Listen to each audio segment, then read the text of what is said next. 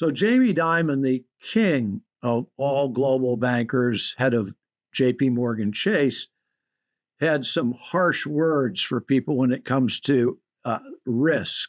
You want to pass some of that on? Well, and I don't think that Jamie Dimon's the Lone Ranger. I think these bankruptcies. There was two that were significant. Okay, first there was our friends Tricolor, which were they were like Sure. lending to the lowest, the kind of sub market credit guys for lending, and First Brands, which was a company that had acquired tons of other auto parts distributors that smaller O'Reilly's or those kind of guys, and they just kept adding debt, and then it just blew up, and there was money that couldn't be found and things of that nature. And Jamie Dimon, he's been around. He's seen this play before. He saw it, in no uncertain circumstances in 07 and 08. He saw it in 2000, and God knows he saw it when long-term capital blew up, because that was a very dicey situation that could have gone either way. And his comment, which I think is good, is that if you see one cockroach, there's usually more.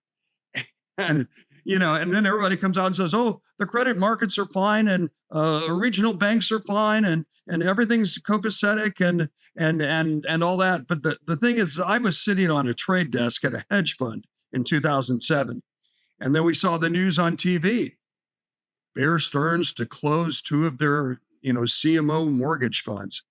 We looked at each other, looked back at the TV, looked at each other, and we went, "Uh oh." Because those are all CMOs. They're stacked up on them, and they bailed out in the summer of 2007. But everybody then was saying the same thing. Why is this happening? Yeah. But everybody had seen a wild mortgage market for like 4 years. And remember Barney Frank going, "There is no mortgage problem. There's none." Well, it took a full year after the collapse of those Bear Stearns funds, and I knew people there because I worked there. And not at that time, obvious, but we all looked at each other, on the trade desk there, and we're like, "Wait a minute." These were big funds. So what if Jamie Dimon's right?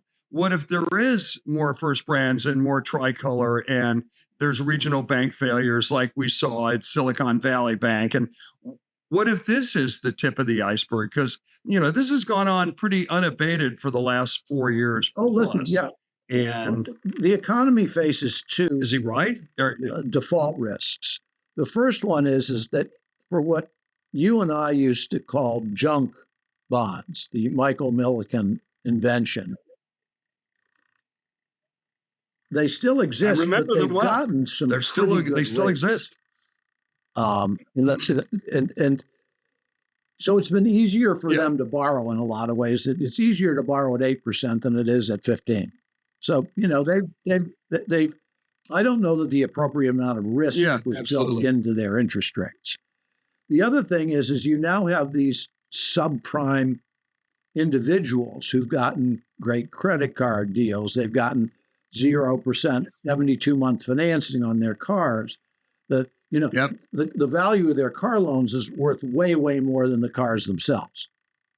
Okay, the value of the debt in some of these junk companies is worth more than the enterprise value of the company itself.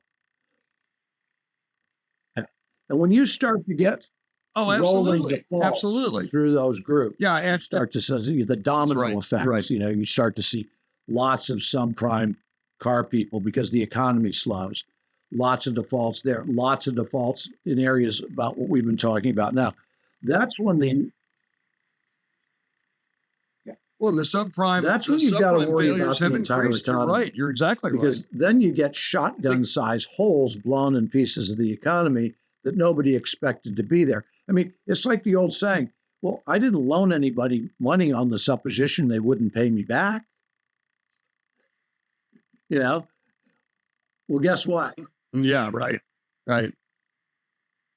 Well, I think that people and Dimon, I think, is not just talking about this.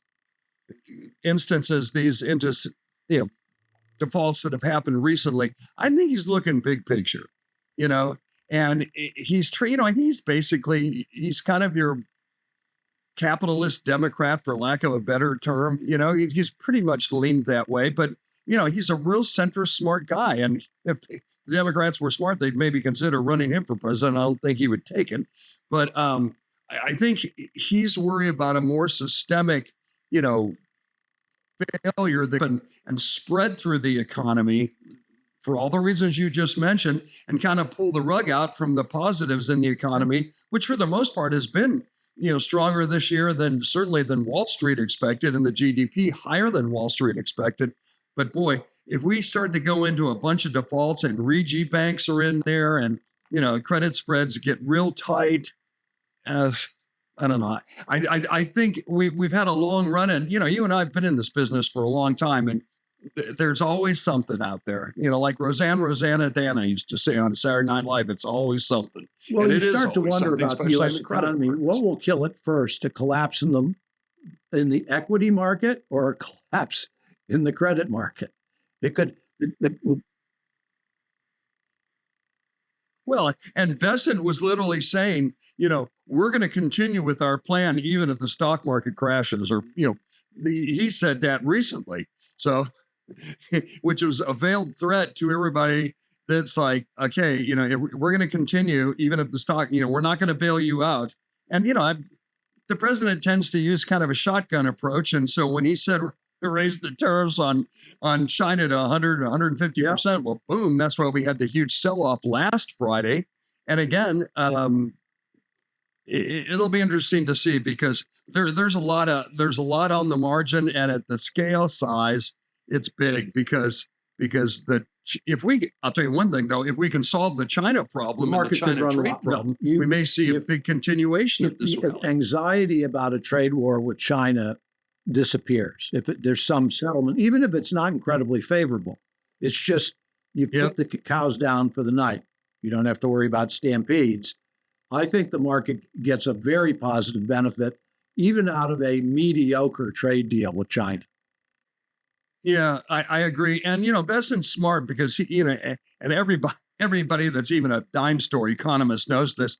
China depends far more on our economy to strengthen theirs than we do on theirs to strengthen ours. I mean, they have to have the ability to sell products into the United States. And so I think you're right. Even a tacitly nice agreement would set for smooth sailing, and then they can get the rest of these tariffs at whatever level they're going to be settled out, and then things can settle down a little bit. But I mean, the stock market's had a huge run. We're fixing to start there's the Mississippi and Southern in me.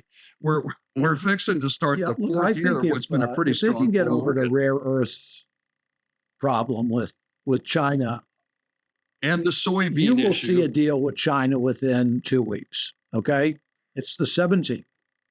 So as we move into November, I'm predicting that they will have a relatively comprehensive trade deal.